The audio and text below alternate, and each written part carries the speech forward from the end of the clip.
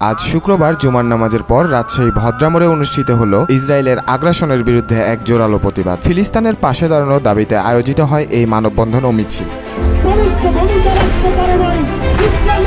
যেখানে ৬ দফা দাবি তুলে ধরা হয়। জুমার নামাজ শেষে ভদ্রামোড়ে হাজারো মানুষের উপস্থিতিতে শুরু হয় এক প্রতিবাদ কর্মসূচি। ফিলিস্তিনিতে গণহত্যার জন্য ইসরায়েলের বিরুদ্ধে আন্তর্জাতিক আদালতে মামলা করতে হবে, ইসরায়েলের বিরুদ্ধে যুদ্ধ ঘোষণা করতে হবে এবং যুদ্ধের রসদ ও গোলাবারুদ পাঠাতে হবে, যুদ্ধে সৈন্য পাঠাতে হবে, ইসরায়েলি পণ্য সরকারিভাবে ক্রয় ও বিক্রয় নিষিদ্ধ করতে হবে।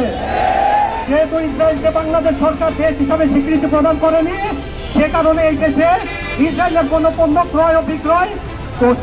আয়োজকদের সঙ্গে কথা বলে জানা গেছে, এই কর্মসূচি ছিল সর্বস্তরের মানুষের জন্য উন্মুক্ত। তাই ছাত্র, যুবক, চাকরিজীবী থেকে শুরু করে ৮০ বছরের বৃদ্ধরাও অংশ নেয় এই আন্দোলনে। জীবনে অনেক আন্দোলন দেখেছি, কিন্তু আজকের এই ফিলিস্তিনের অবস্থা দেখে মন কাঁদে। আমরা শেষ বয়সে এসেও রাস্তায় নেমেছি যেন কিছু করতে পারি। এই ৬ দফা শুধু দাবি নয়, এটা আমাদের প্রতিবাদ, আমাদের অবস্থান। সরকারকে বলতে চাই, কঠোর পদক্ষেপ নিন, ফিলিস্তিনের পাশে থাকুন।